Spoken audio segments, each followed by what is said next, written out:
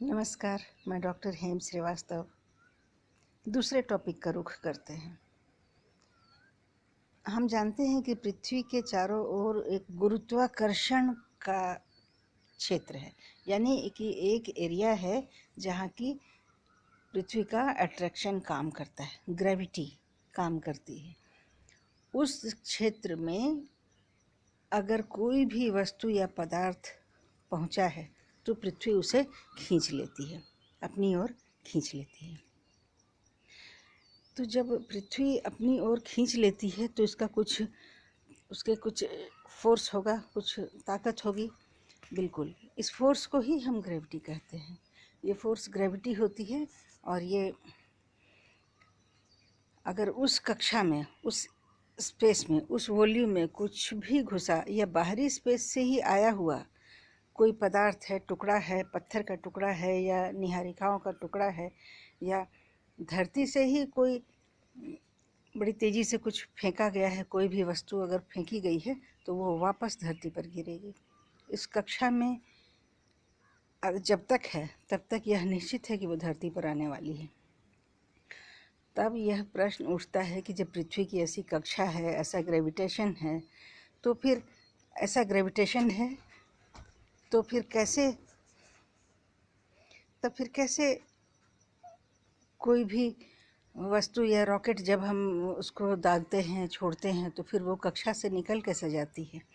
तो कैसे चैलेंजर पृथ्वी के कक्षा से निकल जाता है और कैसे अपोलो मिशन निकल जाता है, कैसे मंगलयान निकल जाता है। पृथ्वी से निकल करके ही तो, पृथ्वी की कक्षा से निकल करके ही तो चांद तक पहुंचेगा, या फिर मंगल का मिशन तक पहुंचेगा, या अंतरिक्ष में लेबोरेटरी स्थापित होगी।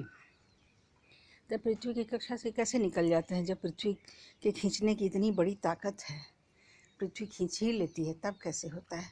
कैसे ये उस कक्षा से बाहर जा सकते हैं? तो इसके भी पीछे एक विज्ञान है, इसके पीछे वेग का विज्ञान है, इसके पीछे स्पीड की बात है।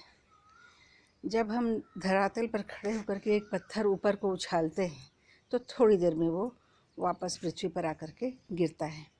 फिर अगर हम और ज़ोर से पत्थर उछालते हैं तो और ऊंचाई तक जाता है और फिर वहाँ से वापस गिरता है। फिर अगर हम और ज़ोर से कोई चीज़ हम पृथ्वी की कक्षा से ऊपर की ओर ठेलें, पृथ्वी के धरातल पर खड़े होकर के कुछ और ज़ोर से ठेलें, तो फिर वो कुछ और ज़्यादा समय लेगा, लेकिन वापस आकर के पृथ्वी पर ही गिरेगा। इसी तरह से करते करते अगर हम जिस चीज़ को फेंक रहे हैं उसकी गति को अगर बढ़ाते जाएं तो फिर वो और ज़्यादा समय लेगा और वापस पृथ्वी पर आएगा। ऐसा करते करते जब हम उसकी स्पीड बढ़ाते जाते हैं तो एक ख़ास स्पीड है, जिस स्पीड से वो जाएगा, अगर अंतरिक्ष की ओर जाएगा तो फिर वो वापस नहीं लौटेगा, पृथ्वी की कक्षा से बाहर भी हो जाएगा। तो ये कौन सी वेलोसिटी है? ऐसी तो एक वेलोसिटी होनी चाहिए ना। जब हम पृथ्वी से दूर जब फेंकते हैं तो और ज़्यादा समय लेती है, और स्पीड से फेंकें तो और ज़्यादा समय लेती है, और ज़्यादा तेज़ी से फेंकें तो और ज़्यादा समय लेती है लौटने में। मतलब कहीं ना कहीं उसके ऊंचाई पर पहुंचने की क्षमता बढ़ती जाती है। तो ये ऊंचाई अगर पृथ्वी के कक्षा से, जहाँ तक ग्रेविटेशन का असर है, उससे बाहर पहुँच जाए तो फिर वहाँ से गिरने के समय वो वापस नहीं आएगी। मतलब अपनी गति से, प्राकृतिक कारणों से वो वापस नहीं आएगी। उसे वापस लाने के लिए हमें वैज्ञानिक एफर्ट लगाने होंगे। तो वो गति जिस गति से कोई भी चीज़ फेंकी जाने पर वो पृथ्वी की कक्षा से बाहर चली जाए, वो गति जिससे फेंकने पर कोई भी वस्तु पृथ्वी की कक्षा से बाहर चली जाए और प्राकृतिक कारणों से वो लौट के वापस नहीं आए, वैसी गति को, उस गति से फेंकी जाए, वैसी गति को हम कहते हैं एस्केप वेलोसिटी, यानी पलायन की गति। इस गति से हम फेंकें कोई भी वस्तु तो ये पृथ्वी की कक्षा से बाहर चली जाती है और खुद ब खुद वापस नहीं आती है, क्योंकि वो तो पृथ्वी की कक्षा से बाहर चली गई, वो इतनी ज़ोर से हमने फेंका कि वो कक्षा से बाहर हो गई।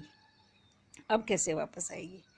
तो ये हुआ एस्केप वेलोसिटी, और इसका माप है 11.2 किलोमीटर्स पर सेकेंड। 11.2 किलोमीटर्स पर सेकेंड, 11.2 किलोमीटर प्रति सेकेंड। अगर हम किसी भी वस्तु को इतनी तेज़ी से फेंकें कि उसकी गति 11.2 किलोमीटर पर सेकेंड है या उससे ज़्यादा है, तब वो वस्तु पृथ्वी की कक्षा से और गुरुत्वाकर्षण के असर से वो बाहर चली जाएगी और स्पेस में चली जाएगी और फिर नहीं लौटेगी। तो यही सिद्धांत होगा रॉकेट का। फिर मिलते हैं। जय हिंद, जय भारत।